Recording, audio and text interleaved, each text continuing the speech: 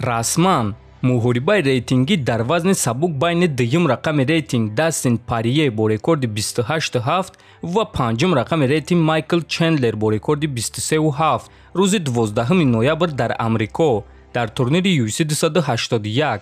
Ассалому алайкум дӯстон, хуш омадем ба шабакаи мо. дар навори имрӯза барои шумо тозатарин ва муҳимтарин хабарҳоро аз ҷаҳони ММА омода кардем. лайкро зер кунед, мо боша наворро оғоз мекунем. дӯстон, агар шумо аз кам будани риш ва рехтани мӯи сар танқисӣ кашен, пас мо ба шумо ширкати шифофарморо тавсия медиҳем.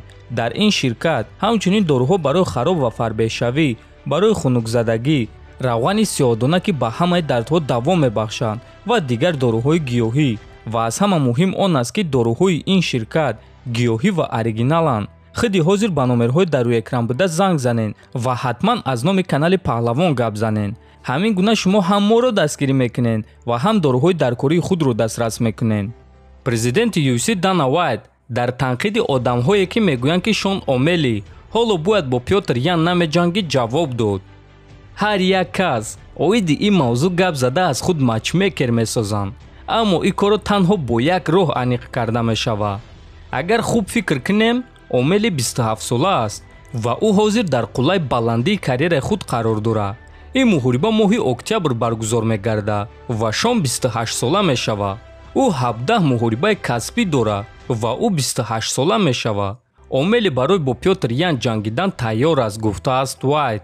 хотиррасон мекунем ки муҳорибаи Шон Омели ва Пётр Ян рӯзи 22 октябр дар турнири UFC 280 дар Абу-Даби баргузор мегардад. айни замон Омели дар рейтинги вазни 61 килограмми UFC дар ҷои 13-ум қарор дорад, а Пётр Ян бошад дар ҷои 1-ум. ва агар Омели Пётр Янро шикаст дода тавонад, пас ӯ аниқ ба топ 5 рейтинг мебарояд. топови ҷангвари UFC Ҳамзат Чимаев гуфт ки ҷангвари бразилӣ рақиби пешинааш Гилберт Бёрнс ягон вақт чемпион шуда наметавонад. ман ин шахсро машҳур кардам. Бёрнс то муҳориба бо ман ҳеҷ кас набуд. ман ӯро машҳур кардам. ӯ бой дод, аммо шод буд. ман дар ин муҳориба ғолиб шудам, аммо хашмгин будам, чунки ӯро фавран шикаст дода натавонистам. ман намефаҳмам ки чаро баъзе шахсон ба монанди Бёрнс хурсанд мешаванд вақте ки мағлуб мешаванд. ҳозир ӯ ба ҳама ҷойҳо рафта интервю дода истодааст ва мегӯяд ки мо боз бо Ҳамзат муҳориба мегузаронем. бале, мо меҷангем. танҳо вақт ва маконро гап зан тамом. баъди ин ҳама корҳо ман боварӣ надорам ки Бёрнс чемпион шуда метавонад. агар ки ту барои мағлуб шудан хурсанд шавӣ, пас ту ягон вақт чемпион намешавӣ. ман дар ин муҳориба ғолиб шудам, аммо як моҳ нисбати худ нафрат доштам ки фавран ӯро шикаст дода натавонистам, гуфтааст Чимаев. хотиррасон мекунем ки муҳорибаи Ҳамзат Чимаев ва Гилберт Бёрнс рӯзи 9 апрел дар турнири UFC 273 баргузор гардида буд ва дар ҳамон муҳориба Чимаев бо қарори доваро ғалаба ба даст оварда буд. акнун Ҳамзатро муҳориба зедди Нейт Диаз интизор аст, а Бёрнс боша ҳозирашда муҳорибаи таъиншуда надорад.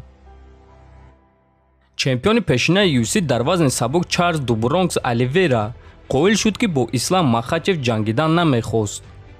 ман муҳориба бо Махачевро намехостам. ҳамаи чизро медонад. ман пулҳои калон барои дигар муҳориба мехостам, аммо ҳама медонад ки ман коргари UFC-ам ва мо бояд гуфтаи онҳоро кунем. ман хостам ки ин муҳориба дар Бразилия ё ин ки ҳадди ақал дар Ню-Йорк баргузор гардад, аммо ҳамаи кор ҳамин гуна шуд ва мо дар Абу-Даби меҷангем. рости гап барои ман фарқ надорад ки дар куҷо меҷангем, чунки ҳашткунҷа дар ҳамаи ҷой як аст, гуфтааст Оливейра. дӯстон, ба фикри шумо Абу-Даби имконияти ғолиб шудани Исламро зиёдтар мекунад ё ин ки макони муҳориба ягон нақшро намебозад? фикротонро нависен, ҳатман дар канали мо обуна шавен. то боздид, хонободу сарбаланд бошен.